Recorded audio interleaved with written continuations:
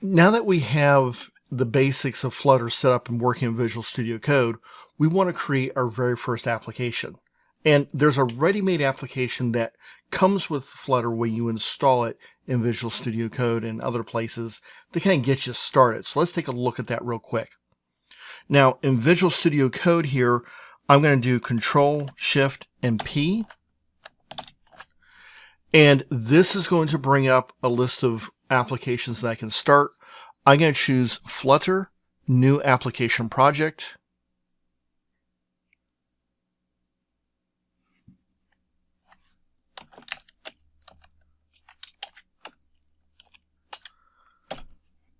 I'm going to go to my Flutter project here, and I'm going to call this,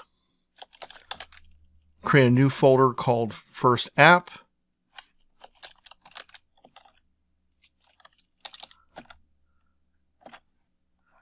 And I'm going to select that folder to create the project in. Now, when I do that, notice up at the top, it says you need to give a name for this. I'm going to call it My App. And it's going to take a minute because it's going to come in and bring in some files. So wait just a minute for it to load up and copy over all those files for you. And now it's done. It only takes it just a few seconds, and you'll see that it has a main function, which if you're familiar with programming in something like C++ or Java, you're very familiar with that. And it says we're going to run my app. And so it creates an app that extends what's known as a stateless widget. You can see this is all done for you. So this builds a widget, and the widget is going to be what's going to be shown. What does this function do? Well, this build function is creating a material app. A material is the UI that Google has come up with. And so we're going to have here, we're going to give it some basic default information such as Flutter demo, a theme. If we have multiple themes, we can change some of that stuff. The basic home page. This is the first part where it's going to start and gives it a title. My home page, which is here as a new class. Notice it extends stateful widget.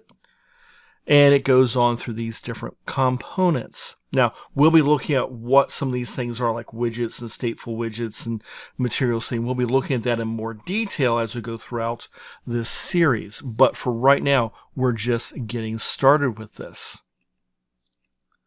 So notice here on my home page, which is where we're going to create a state, we have an integer, counter equals 0, and we have an increment counter method.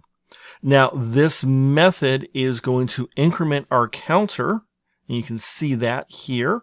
It's calling that class variable. And what's interesting about this is where increment counter gets called, is that it's going to get called automatically for us. So down right here, we have a widget, which we're going to build. It takes the title from the title that we had created earlier, creates a body and a column for our children to put in. And notice that we have some text inside of it. In fact, we have two separate things. We have text, you have push this button this many times, and then we have a counter. And the counter is going to take it from our variable that we're going to use. We also have what's known as an action button. And a floating action button specifically, this is going to be a little plus symbol that we're going to have. It's going to show up. We see this because notice it has a child here. And this child, if you hover over it, it's going to say to increment, and it's just going to increment our counter. So this is a really simple process. We're just going to display something to the screen. We're creating an event handler. That's the on press. So when you press on this button, it's going to call increment counter, which is going to increment that variable. So if you're looking at this going, boy, this looks really familiar in a lot of ways. It looks kind of like a Java or C++, maybe JavaScript. You are close. It is very familiar. It's very similar, but this is called Dart. Dart is a separate language. It is heavily influenced by those other languages. And so if you have some familiarity with those other languages, you should have no problem at all with this language.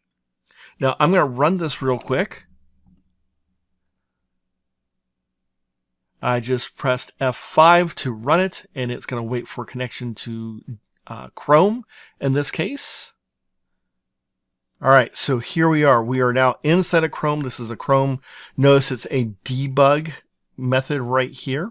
We can see that. We have the you press this button this many times, and it's right now showing 0. And in the bottom right-hand corner, we have that plus button that we talked about. If I hover over this, because it's a Chrome, I can hover over it. It does say to increment. I can click on it and notice that it improves that counter. And I can go on and on and on. And right now I can just click this as many times as I want. So this is just a good, quick, easy way to kind of start, test to make sure that Flutter is properly installed on your machine, that's connecting to some sort of debug tool like Chrome. If you want to test other debug tools like with Android or iOS, you'll have to have those installed on your machine as well. But this just gives a really quick and simple way. Now, one of the things I've mentioned before in my text comments is the issue with trying to have a write once and run in multiple locations. It doesn't always work out, or it has to create code that's kind of a little bit weird. So this had to convert Dart into JavaScript to make this work. It had to convert it into HTML. And if I look at my source code, you'll notice that there is a lot of kind of weird source code in here and not a lot of HTML types of things. Okay, it's a lot of JavaScript. It's going to come in and load this stuff. It's got some external libraries, all those types of things. Notice it does not have things like a div or a main tag or any of those types of things you might expect. No paragraphs. This is all right now being dynamically generated. It does make going in and modifying this in HTML a little bit of a challenge, to be honest. And so we have to be careful with that. Just to think about that going forward. Is this how we want to really develop a web-based application? Or do I want to use this more for if I'm working, for example, in iOS and Android, developing proofs of concepts and other types of applications like that? So just kind of show you what we had talked about earlier in that context. If you haven't seen that, I'll try to have a link down in the description for you. So just kind of give you some information there, something to work with. But that's how we can test to make sure we can build a basic application, get it up and running, and start working with it.